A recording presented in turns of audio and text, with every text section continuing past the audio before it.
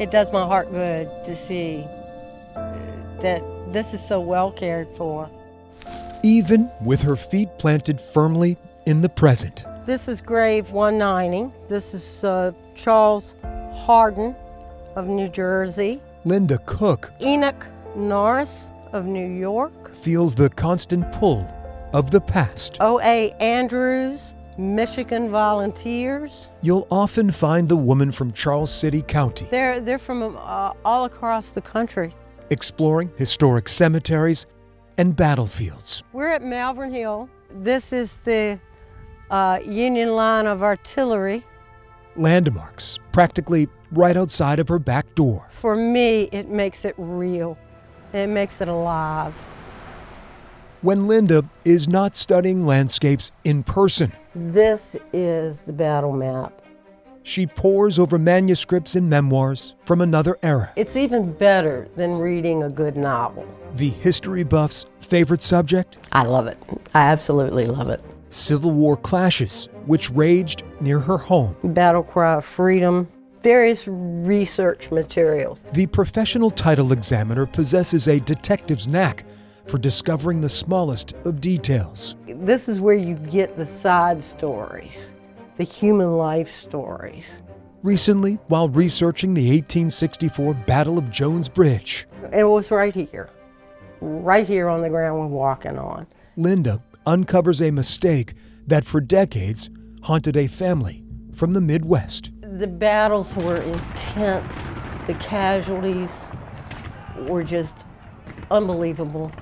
During the fighting, a private named Uriah Scott would eventually meet his fate. It was the 28th Indiana United States Colored Troops, USCT. The Union soldier was buried on a nearby farm more than 600 miles from home. He was wounded June the 23rd. He died June the 25th, 1864.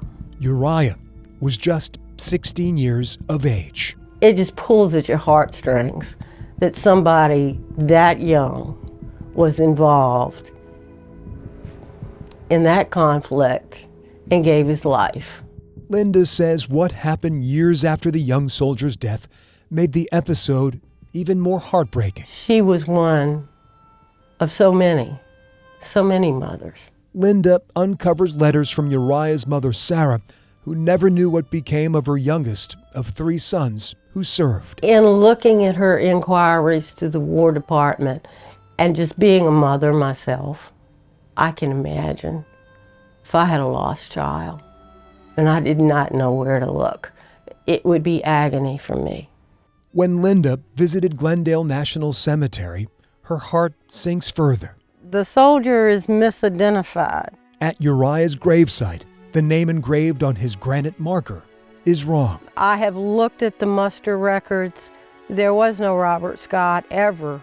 The amateur historian has documents backing her findings. I personally am 100% convinced. I invite anybody to look at the records, and I think you'll come to the same conclusion. Linda doesn't fault the crews who shouldered the responsibility of collecting and reburying tens of thousands of soldiers following the Civil War. Unbelievable task. Unbelievable. The fact that we have any of it right is remarkable. Now, the researcher is embarking on a 21st century mission to right a 19th century wrong. The Veterans Administration acknowledges this is the grave of Uriah. She is urging the U.S. Department of Veterans Affairs, which oversees national cemeteries, to update or replace Uriah's marker. All of the Civil War graves are reinterments. Her repeated inquiries haven't been answered, but she remains undeterred. I can't let it rest. I've got to, I feel compelled to take the steps. Linda is driven by the thought of a fallen soldier and the family he left behind. Her story, Uriah's story, is worth remembering. They're real people with real lives, real stories. Linda Cook, a researcher. I'd like to see that corrected, and that has just become a burning passion with me. Determined to literally rewrite history etched in stone. It is just correcting an era that needs correcting. All in the name of a soldier who will forever be 16 years old. I think it's a small thing that we could do to acknowledge all that he gave at such a young age. For I Have a Story. As long as it takes. Yeah, as long as it takes. I'm Greg McQuaid, I owe that to his mother. CBS 6 News.